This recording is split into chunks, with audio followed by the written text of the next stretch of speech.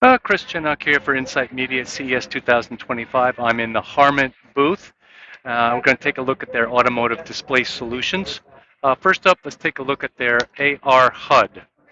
So they are showing the prototype here. And if I can get in here and you can get a little bit of an image.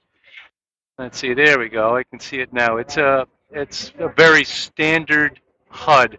So this is LCD-based, mirror-based, 10-liter kind of design with a 10.5-meter virtual image distance, field of view 12 degrees by 4 degrees. So very, very standard, straightforward AR HUD design, not necessarily AR.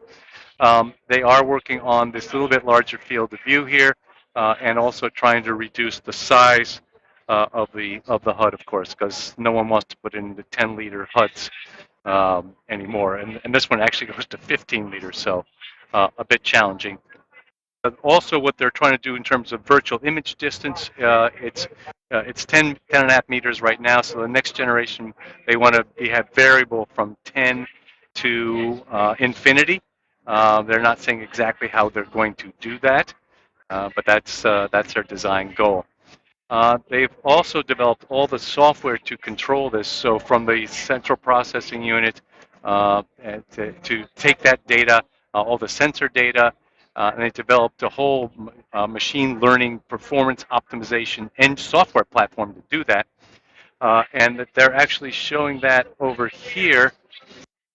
This is a second station. So they actually developed this for these VR headsets, and they've now developed an SDK for this, and it's a very powerful design tool.